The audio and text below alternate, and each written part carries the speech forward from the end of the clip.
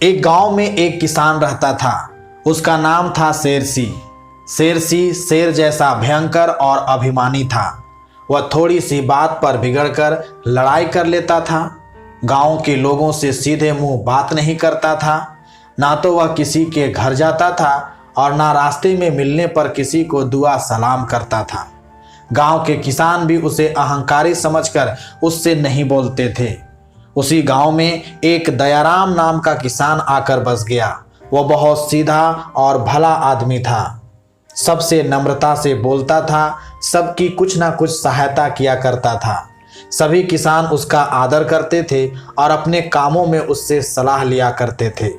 गांव के किसानों ने दयाराम से कहा, भाई दयाराम, तुम कभी शेरसी के घर मत जाना, उससे दूर ही रहना, वह बहुत झगड़ालू है।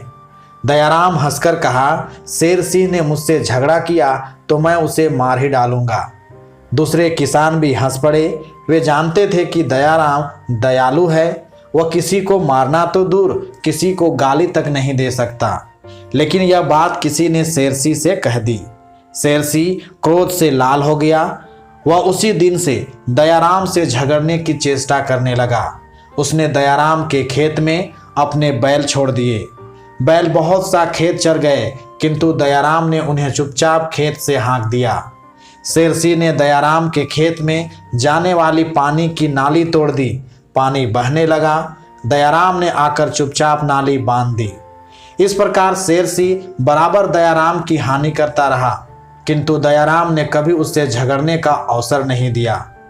एक दिन दयाराम के यहाँ उनके संबंधी ने मीठे खरबूजे भेजे।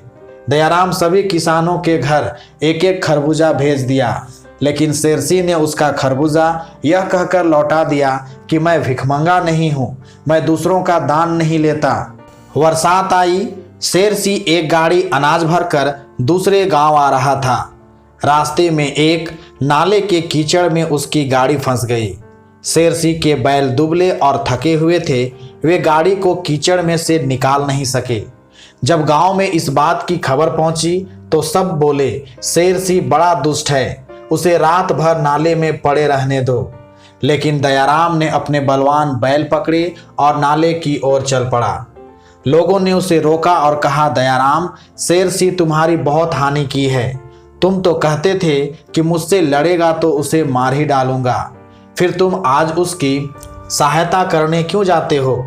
दयाराम बोला, मैं आज सचमुच उसे मार डालूंगा, तुम लोग सवेरे उसे देखना। जब शेरसी ने दयाराम को बैल लेकर आते देखा तो गर्व से बोला, तुम अपने बैल लेकर लौट जाओ, मुझे किसी की सहायता नहीं चाहिए।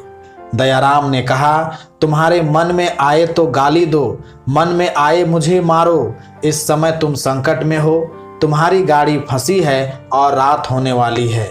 मैं तुम्हारी बात इस समय नहीं मान सकता। दयाराम ने शेरसी के बैलों को खोलकर अपने बैलगाड़ी में जोत दिए।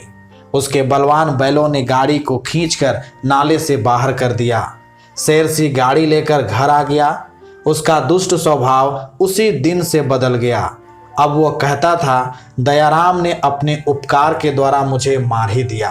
अब मैं वह अहंकारी शेरसी कहाँ रहा।